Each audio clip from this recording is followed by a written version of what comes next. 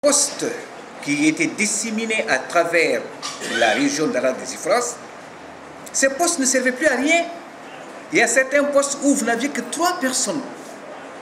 Donc, 3 personnes, la rébellion descend, mais c'est un carnage tout de suite, c'est fini. Au temps de la colonisation, oui, quand en face, les gens n'étaient pas armés. Mais en 1990, on s'est rendu compte que ces postes ne pouvaient plus être défendus efficacement. Il y avait un poste. Pour l'atteindre, il fallait d'abord remonter en Algérie, sur près de 40 km à l'intérieur du territoire algérien, redescendre sur 20 km vers le Mali et atteindre le poste. De tels postes étaient devenus sans utilité. Et c'est la raison pour laquelle il y avait déjà une nouvelle politique qui consistait à donner à l'armée, à concentrer l'armée et à lui donner beaucoup plus de mobilité sur le terrain. C'est la raison pour laquelle, sans rechigner, le colonel Ousmane Koulibaly a accepté que des postes militaires soient abandonnés. On a les noms et parfois il n'y a fait que 3 soldats parfois à dégarnir. Pardon. C'est ce que je voulais vous dire en remerciant quand même les uns et les autres. Mais ça, je crois que Choguel Maïga va le faire. Merci.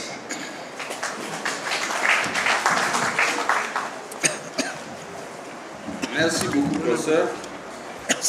Je ne vais pas reprendre le débat. Avant de vous remercier, je vais juste donner quelques éclaircissements et des précisions par rapport aux intervenants. Maître Maliki a fait une intervention remarquée où effectivement il a parlé du rôle que le Coran a eu à jouer dans la résolution de la crise du Nord. Je dois dire que le livre n'est pas exhaustif. Il est donc évident qu'il y a certains aspects que nous avons omis, mais vous verrez que là où nous avons estimé que l'État a commencé à faillir par rapport à l'occupation du Nord par les narcoterroristes, il y a une forte contribution du Coran lorsque les accords de 2006 ont été signés, qui ont été traités de façon particulière dans le livre. Maintenant, les autres aspects qui n'ont pas été traités, ce à quoi je vous invite, et tous les autres, c'est vraiment décrit. Il faut connaître la culture de l'écriture au Mali même. Par exemple, vous aurez constaté que nous, on a pris du 7e siècle. Bien sûr, les Songhaïs ont dit ça dans le 7e siècle. Donc, si vous remontez de cette date un peu en amont, j'aimerais bien que des gens écrivent sur ça. Parce que le focus, on voulait le mettre sur le moment où les Touaregs et les Songhaïs se sont croisés. C'était pour démentir la thèse selon laquelle le Nord appartiendrait aux Touaregs. Maintenant, la période antérieure à cela peut faire l'objet d'écrits qui enrichirait vraiment la nouvelle génération. Agado, en réalité, a fait un commentaire que j'apprécie, en l'invitant lui aussi à écrire. Ils sont des professeurs d'université. Donc écrivez. Ce que vous dites dans les conférences, ça ne suffit pas. Il faut écrire et laisser les documents. Pas faire du journalisme, pas traiter l'actualité, mais des documents scientifiques. Écrivez, parce que les jeunes de demain, c'est les livres qu'ils lisent aujourd'hui qui seront les vérités pour eux demain. Pour ce qui concerne la réponse de Cheikh Amaoula, je crois que le professeur a déjà répondu. Vous savez, il y a un administrateur civil qui vient de prendre la parole tout de suite. Il est à la retraite, donc il a un peu une certaine liberté de parole. Lui, il était parmi les cadres qui étaient dans les préparatifs des accords de Tamanrasset. Je suis convaincu, ce n'est pas le temps de prendre la parole, je ne la donnerai pas, que s'il fait la comparaison, parce qu'il a quand même la mémoire de l'administration malienne.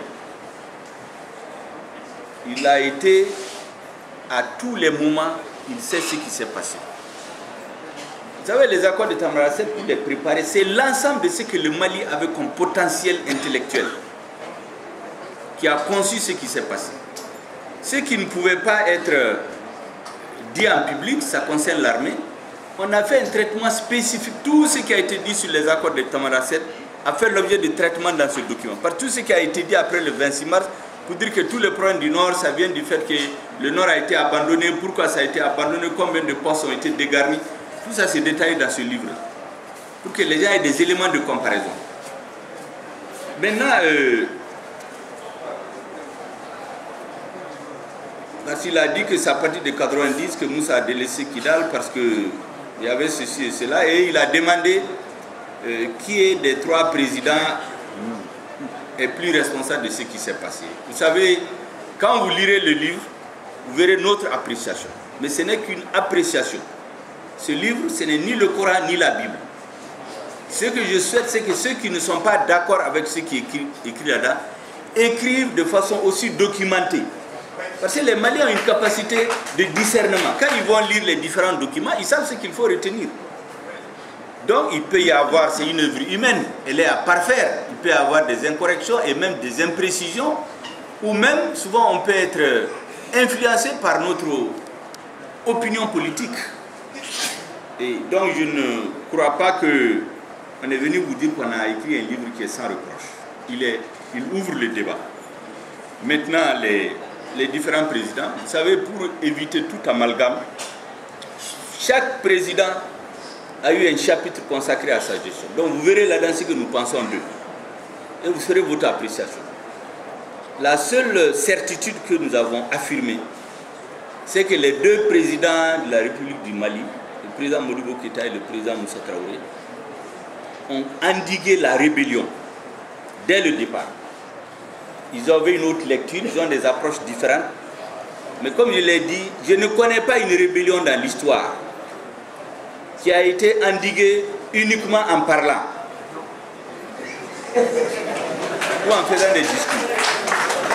Il faut d'abord, celui qui prend les armes contre l'État, il faut qu'il arrive à la conclusion qu'il ne peut pas réussir par les armes. Lorsqu'on le met dans cette situation, on discute avec lui. C'est ce qui s'est passé en 90. En 63, on n'a même plus jugé de discuter parce que les rapports de force étaient tels que le président, comme je l'ai dit, quand on voit une rébellion qui prospère, elle a eu des soutiens extérieurs. La rébellion de 63 a été circonscrite militairement, elle n'avait aucun soutien diplomatique. C'est pourquoi j'ai dit que Modibo a utilisé la force légitime de l'État et la diplomatie qui était la continuation de la guerre par d'autres moyens. La deuxième rébellion a été organisée pendant 10 ans en Libye. Ça n'avait rien à voir avec les revendications des acteurs de la démocratie, rien du tout. Au contraire, ce sont ces acteurs qui ont voulu blanchir la rébellion, inscrire son action dans un cadre légitime qui est la recherche de la démocratie. Et c'est ça qui a été l'erreur. Le fait de dire que leur combat était légitime, leur combat n'était pas légitime. Et vous verrez dans la documentation, c'est des gens qui ont été organisés par Kadhafi avec le soutien des puissances étrangères pour venir diviser le Mali. Les différents congrès, les réunions qu'ils ont tenues, ceux qu'ils ont élus comme présidents, les réunions qu'ils ont tenues à l'extérieur sont assez documentées. La rébellion de 90, c'était un parachèvement de leur action. Ça coïncidait avec les changements qui s'opéraient dans le monde pour aller vers le multipartisme. Bon, les gens ont mélangé les deux. Et c'est ce qui a fait que les rebelles ont tiré leur épingle du jeu. Parce qu'ils ont profité des situations pour blanchir tout ce qu'ils auraient pu faire comme crime, tout ce que les Maliens pouvaient condamner. Si on vous appelle, on dit que vous êtes des démocrates en armes, que votre combat est d'essence démocratique. Et c'est fini. Maintenant, plus tard, vous savez, il y a une interview même du président ATT où il dit que ce que Moussa Traoré a fait aux Touaregs, ce n'est pas normal. C'est-à-dire la façon dont il les a matés, il trouve que ce n'était pas normal. C'était son opinion. Mais quelle est la conséquence? On la connaît. Donc, naturellement, c'est un livre écrit par des hommes politiques. Nous sommes 2 responsables politiques de la direction d'IMPR.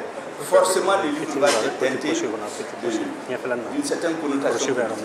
Le plus important, c'est que les Maliens aient accès à une information variée et la plus objective possible. Que la communauté internationale qui est souvent entraînée dans des batailles dont elle ne connaît pas les tenants et les aboutissants, qu'elle comprenne dans quoi elle s'engage.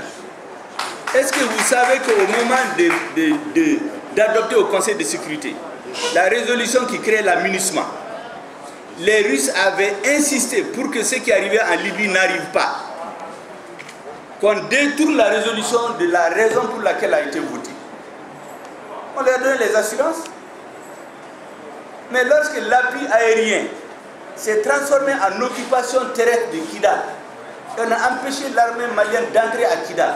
On a dessaisi la CEDEAO qui était à la pointe du combat, de l'organisation, de la riposte contre la rébellion, pour les transférer dans les mains de l'ONU et de la France. Mais personne n'avait prévu ça. Mais ça, il faut que quelqu'un le dise. C'est ce qu'on dit dans le livre. Maintenant, les leçons à tirer de ça, chacun n'a qu'à tirer ses leçons. Moi, j'ai été interrogé sur la télévision aujourd'hui. Je dirais que moi, je donnerai dans 2 semaines ma vision de ce qu'il faut faire pour sortir de cette situation. Elle peut être bonne, elle peut en certains points ne pas être bonne. Et c'est là que je suis d'accord avec le professeur Ali Diallo qu'en tant qu'homme politique, surtout en campagne, il faut faire attention. Moi, je fais le maximum d'efforts pour ne pas apparaître comme un démagogue. C'est pour cela que j'ai dit l'autre jour que quel que soit ce que nous reprochons à l'accord actuel, venir dire aux Maliens, comme certains candidats le disent, qu'il faut le jeter, je ne tiendrai pas ce discours. Mais tel qu'on est en train de l'appliquer, si on continue sur cette voie, on ne trouvera jamais de solution.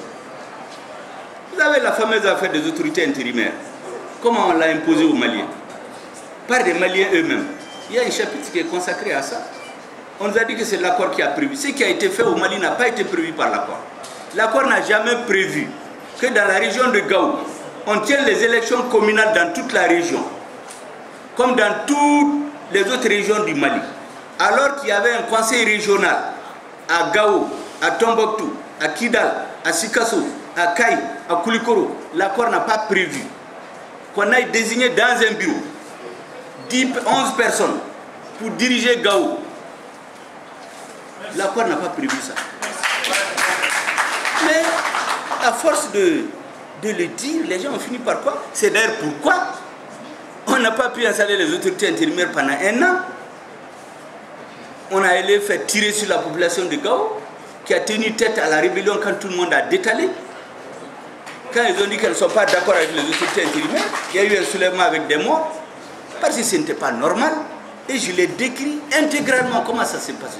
Comment la supercherie a été organisée par 2-3 personnes au niveau de l'État. On a amené jusqu'au Conseil de sécurité un document qui n'a même pas été approuvé au Mali. Les députés ont refusé des dispositions à l'Assemblée le 31 mars 2016. On est venu par une sorte de manipulation sortir un texte en juin 2016 pour l'imposer aux Maliens. Cette fois-ci, ce n'est pas les étrangers qui l'ont écrit. Mais ça, il faut qu'on se le dise. Si on continue comme ça, il n'y aura jamais d'accord. Il n'y aura jamais de paix parce que la perpétuation de la rébellion est devenue un fonds de commerce. Maître Maliki a dit ce qui se passe à Kidal. Personne ne le sait. Personne ne le sait. Mais si on continue à se taire, où est-ce qu'on va aller? Vous savez, lorsque le Premier ministre Abdoulaye Idrissa Maïga a été changé, le 29 décembre 2017, beaucoup de Maliens se demandaient mais pourquoi il a été changé. On n'a jamais eu l'explication. Vous savez, celui qui a donné l'explication, c'est la ministre française de la Défense, Florence Parly. Allez-y regarder le journal télévisé de l'ORTM du 31 décembre. Elle a été reçue à Kouba, c'est elle qui donne l'explication aux Maliens à la télévision pourquoi le Premier ministre a changé. Peut-être les autres n'ont pas fait attention, mais nous on suit tout, on note tout, on documente tout. Donc ces choses-là, on ne peut pas les accepter. On ne peut pas se taire tous là-dessus. Peut-être qu'on n'aura pas de solution, on ne peut pas se taire. Si nous-mêmes les Maliens, on ne nous prend pas en charge, on ne devient pas responsable, les gens ne nous prennent pas au sérieux, mais où est-ce qu'on va aller? Si entre nous, on ne peut pas s'entendre, comme on est dans la politique du feu, de faire une digression, c'est moi qu'on rappelle à l'ordre et je vous rappelle exactement. votre temps. Vous avez 5 secondes. Récemment, une partie de la population malienne, usant des droits constitutionnels, a dit qu'elle va marcher.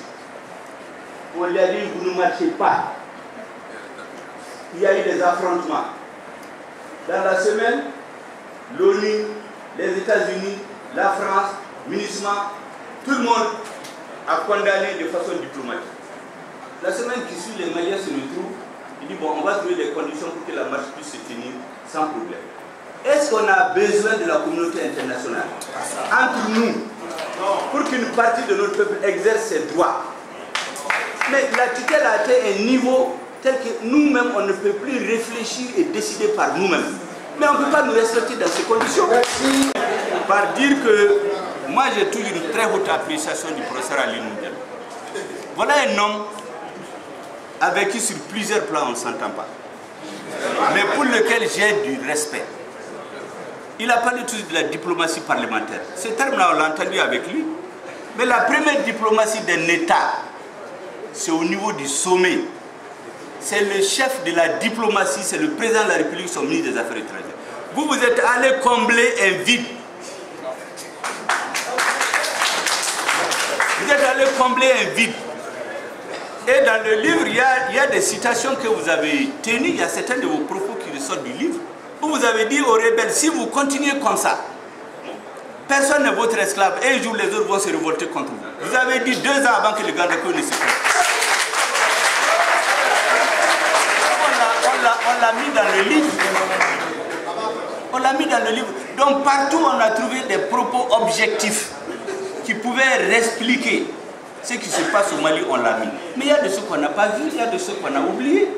Mettez-les en ce moment. Et moi je serais très heureux d'avoir vos conseils quand vous aurez lu le livre, pour qu'effectivement je ne tombe pas dans le piège des hommes politiques qui, en cherchant le pouvoir, se permettent de dire tout. Maintenant, quand vous lirez les différents chapitres, vous ferez une opinion de ce que je pense de Modibo Keïta, de Moussa Traoré, d'Alpha Oumar Konaré, de ATT et de Ibrahim Boubacar Keïta. Ce que je pense qu'il a commis comme erreur, c'est écrit noir sur blanc là-dedans. Quand on fera une conférence, je le dirai.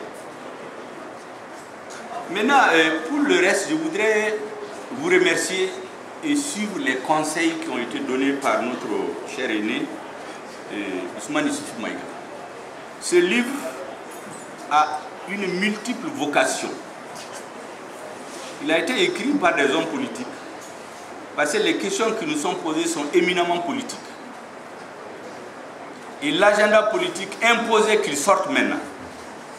On le préparait de longue date. Vous savez, souvent on dit que tout ce que Dieu fait, il est bien.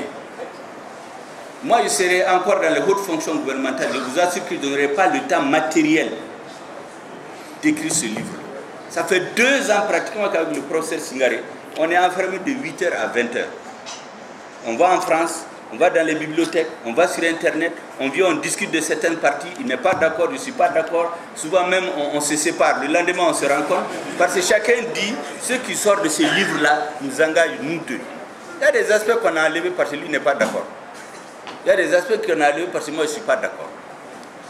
Le travail de recherche nous a pris énormément de temps. Après la synthèse, on a beaucoup réfléchi s'il fallait dire la vérité sur cette question des Ifogas. On va dire qu'on les stigmatise. On a dit qu'il faut le dire finalement. Parce que si on ne le dit pas, ce n'est pas vrai. Et je vous assure, si vous demandez la communauté Touareg, à 99%, ils vont vous dire que ce qu'on a dit là est vrai. Maintenant, les différents chefs d'État, effectivement, avaient chacun leur approche. Bakara Diallo a dit qu'il faut mettre fin à la féodalité. Il faut faire une révolution sociale. Quand Moussa Traoré est venu, il a pratiquement restauré la féodalité, mais sous d'autres formes. Moi, je suis allé l'interroger. Vous savez, souvent, je vais chez lui, on a de très chaudes discussions. De toute façon, on continue à dire qu'ils sont marginalisés. Parce que les grandes confédérations Touareg qui existaient avant l'arrivée des colons, je les cite de mémoire comme ça. Vous avez les Olimeden, c'était la plus puissante. Vous avez les Tengrigif, vous avez les Kalentassa, vous avez les Kunta, ainsi de suite. Mais pratiquement, aucune de ces grandes confédérations n'a ses enfants à la base de la rébellion. Donc si c'est ceux qui détenaient le pouvoir avec les Français n'arrivent, leurs descendants ne sont pas à la base de la rébellion.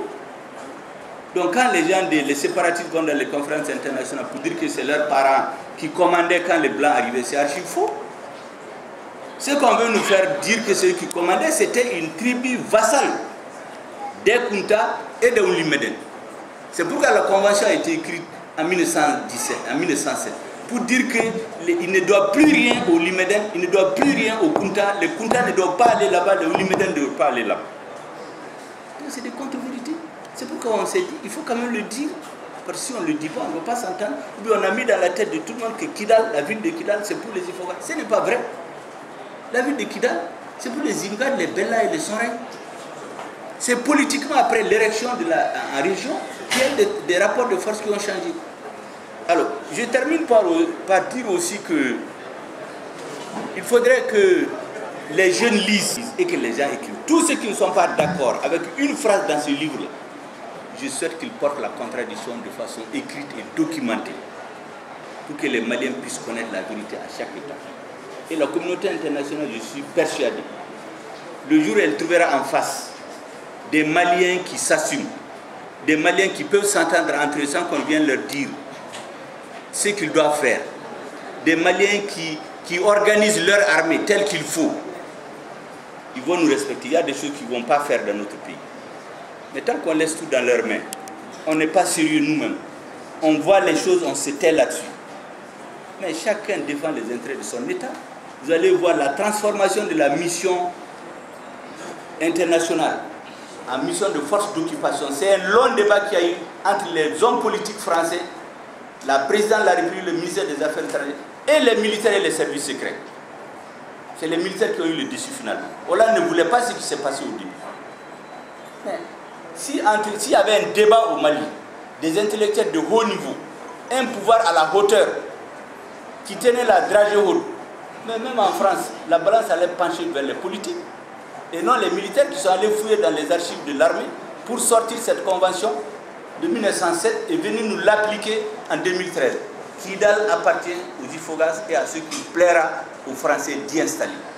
La France dit le Mali n'entre pas, la MINUSMA vient, Serval vient, maintenant les autres, ils sont à Ouaga, ils sont en Mauritanie, on les amène, on les installe, on voit les terroristes, on sépare certains, on les installe, on les met ensemble, et on dit au Mali négocier.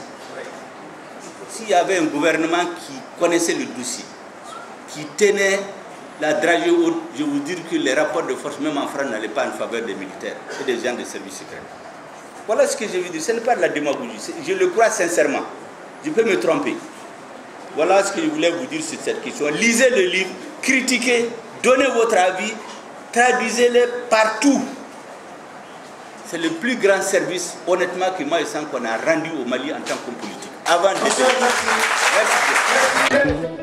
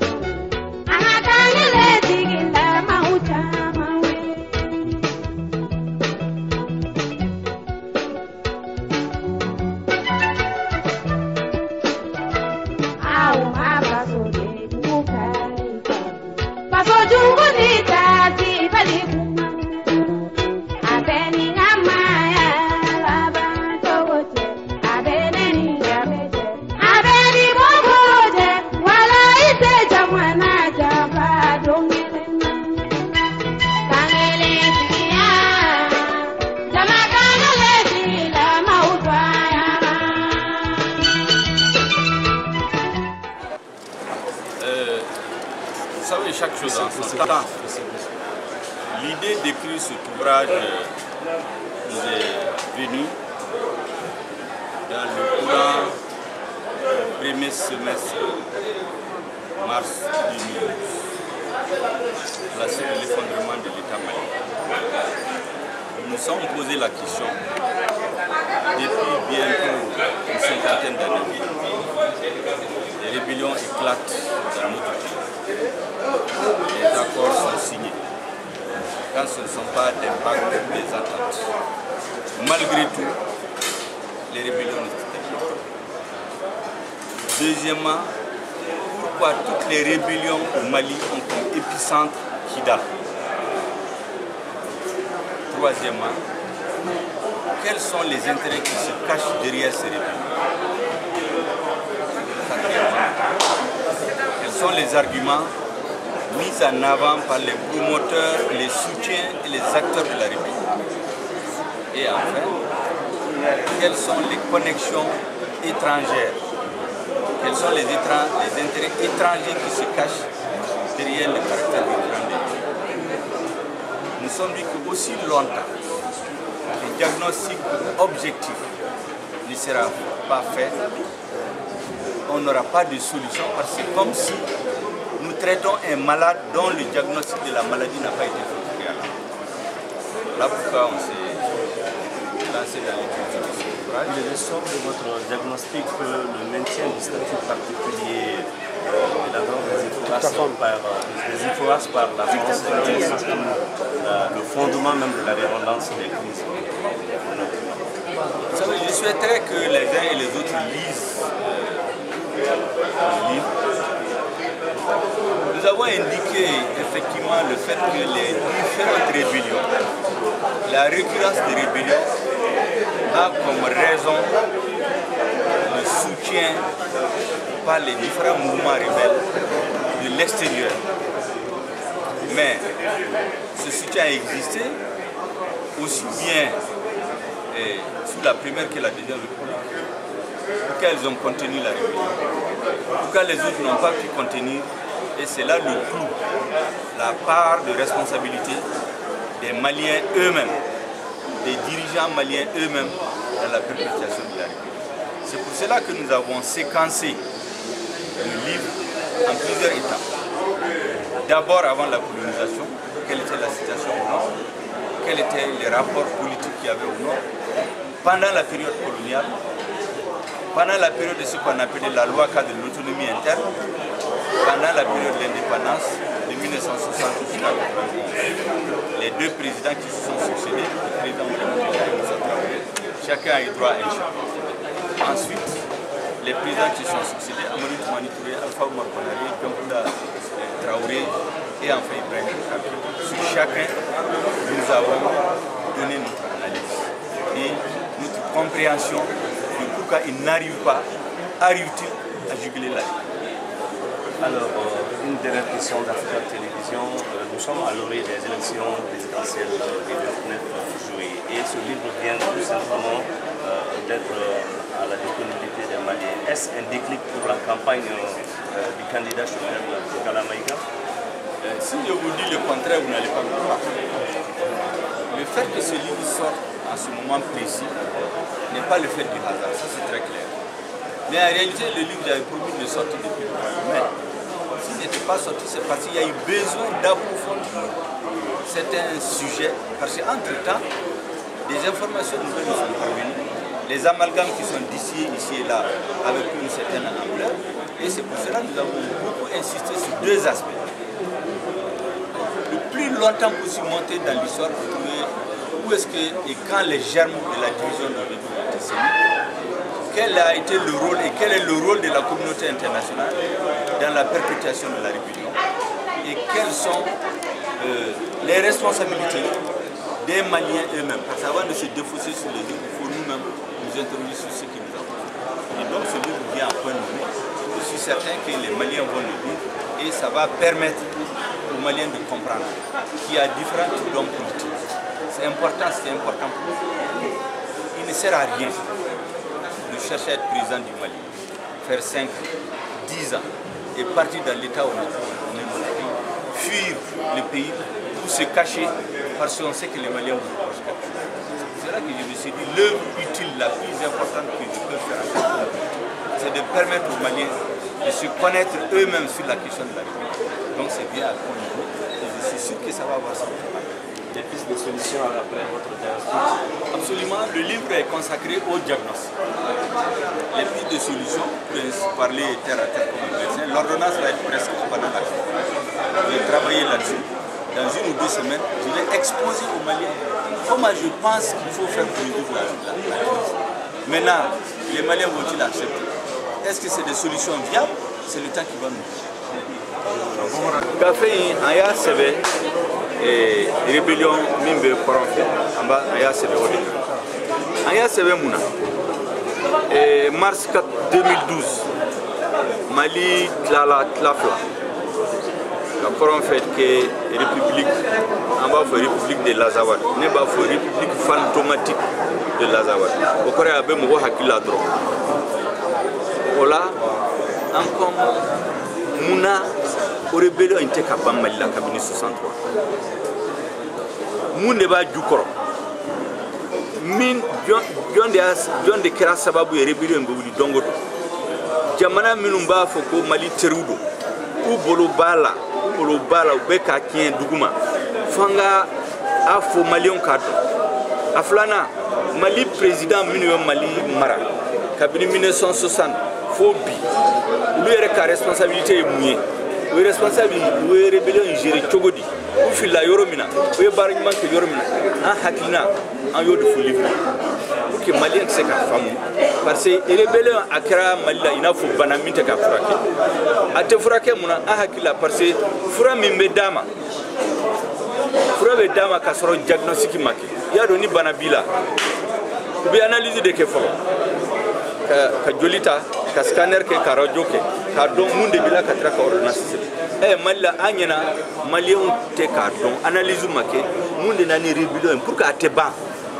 sababu jibende ba jukoro jonde ba jukoro ube munde nyini libu sebena o de kama livre kabini malika yere ma hora mata ko sisa kana blabila muye e blaka ni wati kono ninga ye jena parce que yani Mali